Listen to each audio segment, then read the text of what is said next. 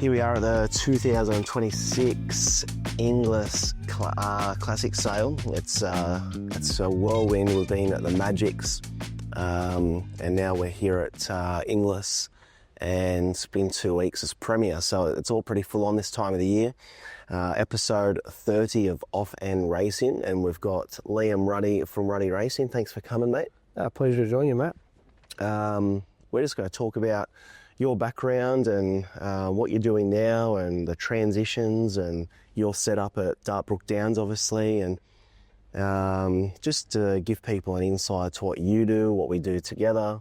And a lot of people probably don't know as you used to be a jump jockey overseas. Yeah, I had a brief and fleeting career as a jump jockey overseas. Wasn't much good at it, as you can tell. Wasn't designed for that use anyway. So had a career riding over jumps back in England, Scotland and England. That wasn't going to be a long-term solution for me. Wasn't going to make much money from that one, so I had to rethink it, come over to Australia, and got involved in the industry over here, which took me to a few very different paths in a very short period of time. So I've been at studs, I've been breaking in for some really good trainers. I was steward briefly. And most recently I was with Ciaron Maher, and obviously I just started out my own business, which has got a few different facets to it. So really enjoying that sort of change and seeing a few different parts of the industry. Yeah.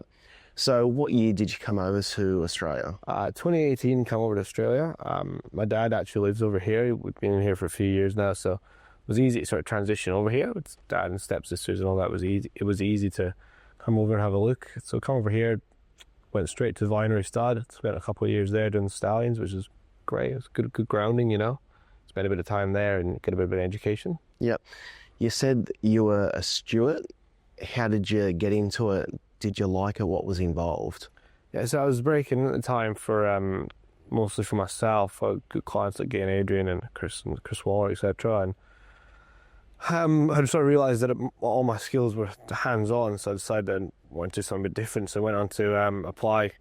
Literally just saw the advert for a steward cadetship, went and done it, spoke to this Tom Moxon, put me on, done about a year and a half, 2 years there, being a steward there in Sydney. It was done some time all around Sydney, around rural New South Wales as well with that. And yeah, it's a very different side to the industry that a lot of people don't see, but it's it's a good grounding. You see a lot of different people, you see a lot of different things, and you meet a lot of people, so it's a good thing to do, I reckon. Yeah.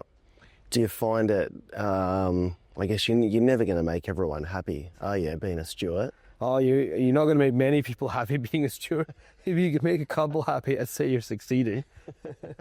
But no, it's you sort of learn how to people skills and stuff, and it's not really about making people happy. It's about making it consistent, and that's something that you learn to enjoy, and you sort of learn to you just sat watching Golden Slipper with Hugh Bowman and Zach Perrin and stuff talking to you across the room. It is a very, very cool experience, Yeah. You worked for Ciaron Maher for quite a while. You were Ciaron Maher's racing manager. I'd imagine, very full-on job, high volume, great horses, a lot of success. You were there when probably Ciaron had some of his best wins. What did that job involve? How did you balance it? How did you balance the pressure? And tell people what you did, like in regards to booking jockeys or finding programming races, etc. Yeah, so my job as racing manager, it had a few different facets to it, but the best way of describing it is sort of tactician, being involved with tactical, and the stables helping the stable be as tactical and quick moving as possible. So it's booking jockeys. All the jockeys here in Sydney are booked 2 weeks out, so you have to sort of make sure that you're getting the best available. They're playing games. They want to get the best. They want the best ride. We want to look at the best jockey. So getting that right was a big part of the job. Then we also had to decide on, there's a lot of form involved. You can look at races in a lot of different ways and try to offer, statistical averages of races and stuff like that. It's a very, Ciaron's operation's so big, and he's so good at finding them good horses and good systems to get there.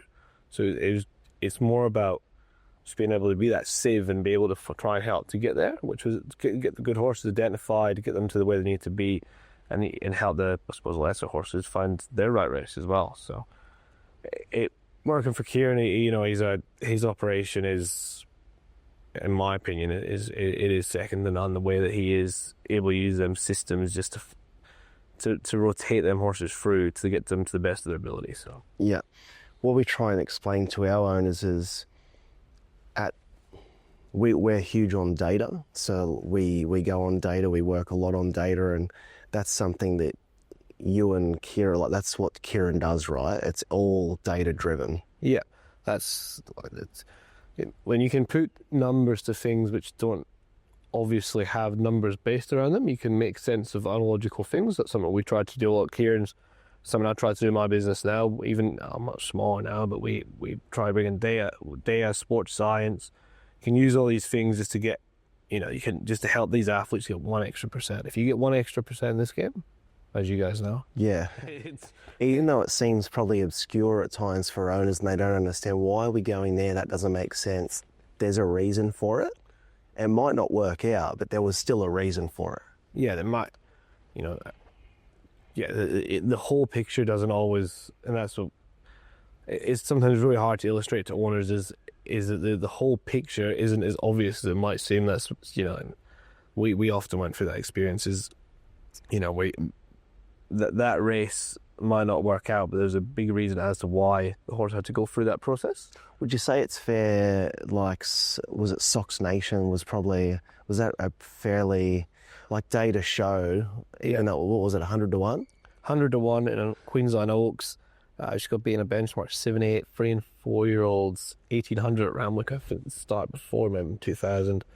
But when you looked at the actual sectional times and the horse's average winning weights and stuff, you could actually see she's going a lot better than what the numbers are reading. So I think one of the form analysts at the time had a pretty good pickup on her. So yeah, there's more to it. As the further you want to go, it's like an onion. You can keep peeling, and that's what we were sort of driven into us. Is the more you dive into it, the further you can go.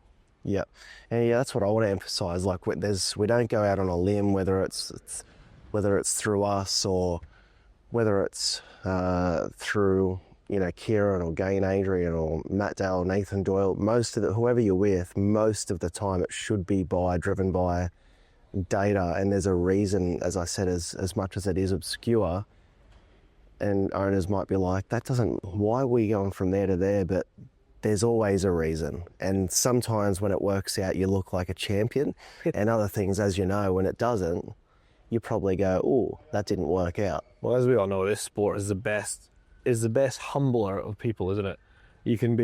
You either look like a champion or you look a fool, and there's not much in between. There's nothing in between.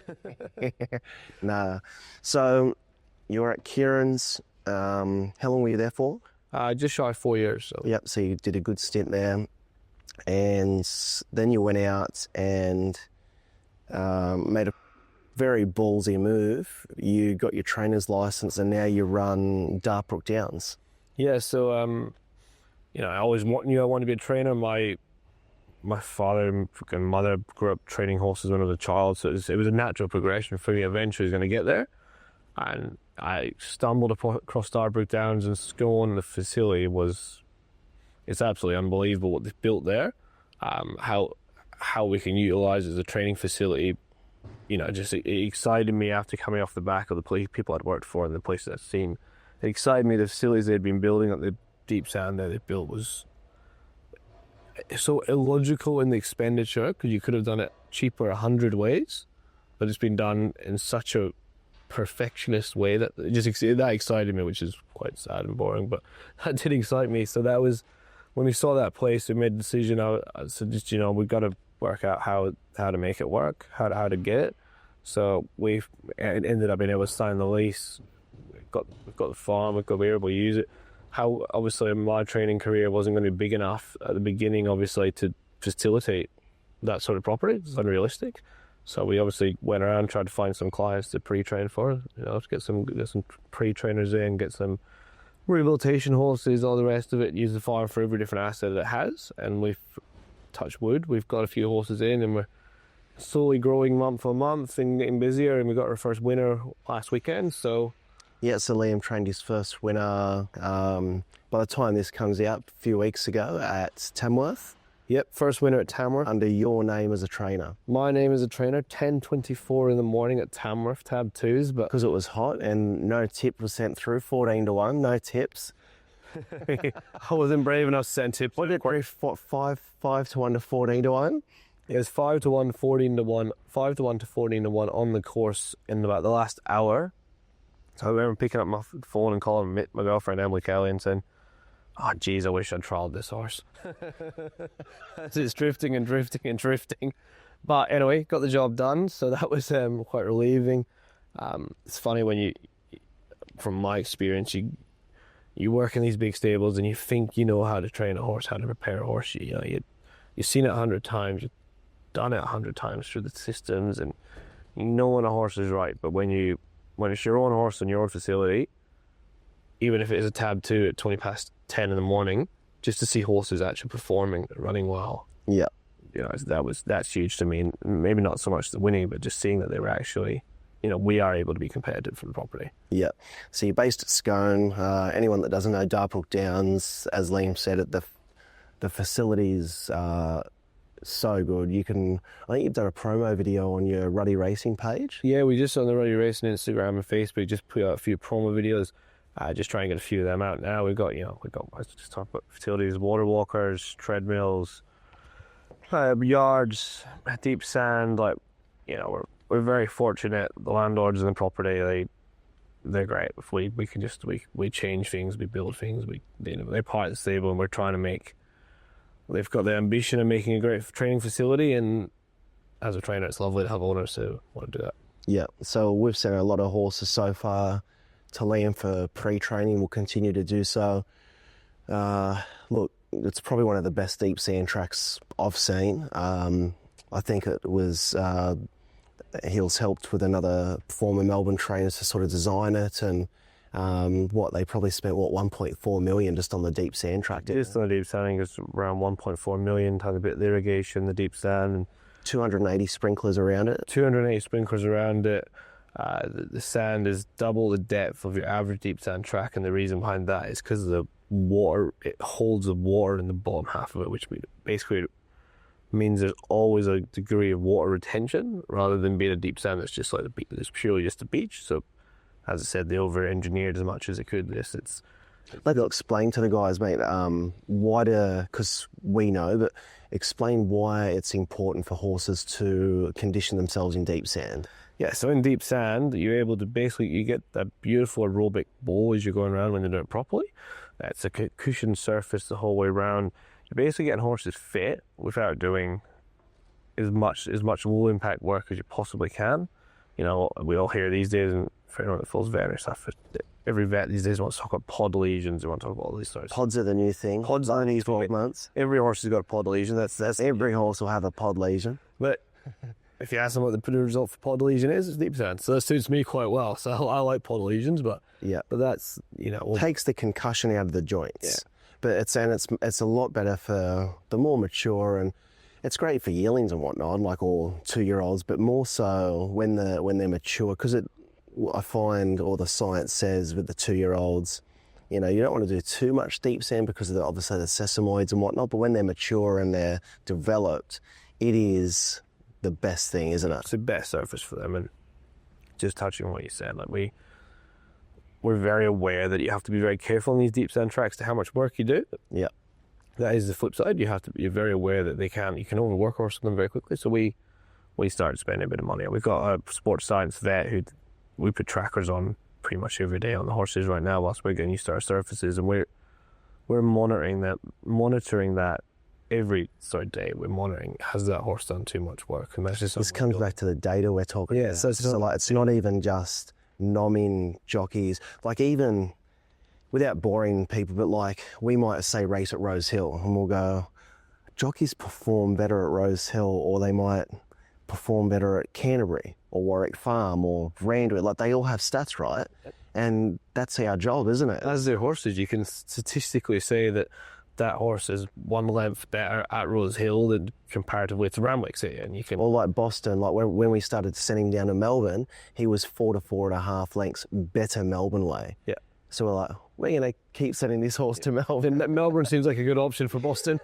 But data shows that. Yeah. And that's such a good tool, isn't it? And that is my allergy to an onion, which I probably poorly explained before, was that's the beautiful bit I love with data, is you can keep going to as many layers as you want, and you can keep finding, and there is no final answer. That's what we kind of love about it. You can keep, whether it's the racing, whether it's the horse, the sports side, so the horse, like, you can keep, the more you go, the more you find. It doesn't stop giving. That's what we enjoy about it. And then Liam was just saying, like, when the horses are recovering for the deep sand, you can assess what's their recovery rate like, how many kilometres did they travel, what was their stride, etc. I think we've got to the point now where I can stand there on my gallop with my phone. I can tell you exactly how quick the horse is going, what the heart rate is at the time, and then we got all these variables with stride length, stride frequency, all the rest of it.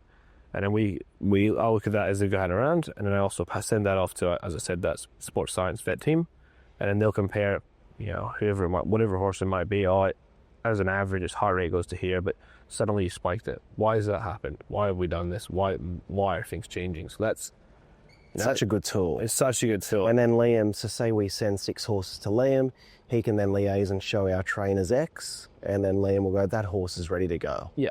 That just means that when we're sending the horses in, we can, when we're saying to Sean, the horse is ready to go in, which basically means they already started doing their pace work, etc. We're confident they've got a proper base on them, and hopefully we keep our injury rates low, and usually got a proper foundation on them heading in for the preparations. Yep. So for the listeners, next 12 months, what's a realistic plan or goal for yourself? I'd love to get the horses and full train numbers up, team up with a few people, try and get some more quality horses. That's the big thing that we're trying to do. Is if I got on the phone and rang around town to talk about the facilities, but I could probably fill a few more boxes than I have right now. But we've not really done that. We've tried to keep it not exclusive, but try to keep it. We want to have horses that are heading towards Gosford, Newcastle, the better quality stock, but still open to anyone that wants to improve those 1%ers as well. Definitely, we're open to everyone, but we want people to have the same vision of us, that we want to keep moving forward, improve. If the end goal is to end up where we are now, that's not really what we do. That's not what our motto is. So we want to find these we want to keep teaming up with these good owners, good horses, and just keep trying to drive up our stats. Get more horses and more quality, and I think that's a fair goal. So yeah, that's good. And even mentioning like something that doesn't get spoken about, but is probably one of the most, apart from feet, probably one of the most important things for a horse is nutrition. Even when they're in pre-training with you or spelling with us, like, it is so important, the nutrition. Like, one thing, we both use the same company now in Sydney to get the food from Kensington Produce. Yep. I know, like, our spelling mix is designed for the pasture that we've got, the soil content, the loosen. It's just, it might sound ridiculous, those 1%ers, but you notice straight away, and you're the same with your pre-trainers. Yeah, I mean, you see our horses as a general rule. I'm a huge believer that you get the inside of the horse right, the outside look great. Like, yeah, the horses come out, they look great, and that's not because, truth be told, that's not because I'm sitting there grooming them for 4 hours. That's because we feed them the best feed we can get. We don't cheap out. We give them, the Kensington Produce is a great product, and we've got 3 different feeds of their products. Oats, barley based, and we've got another mix, so we change the mixes a bit. If the horses aren't looking great, we go, maybe you'd be better on barley, so we slowly transition to barley. That's sort of what we do, and we try and make sure that every horse it's not a one size fits all. It isn't. Exactly. So we got to try and make sure we get it right, and even at our pre-training level, that when they're heading into their trainers, they look as good as they possibly can. And we're constantly change, as you said, like, you'll assess a horse and it might be even half a dipper of that, a third a dipper of that, like, just those little changes. Yeah, but them little changes have huge effects. Like a horse that you look at on a Monday, you might think, he's looking a little bit, he's just okay. You change that dipper and you change it around a bit, you spend that little bit of time, you change his work a touch. Come back next Monday, it looks great. Yeah. Horses are that quick to change.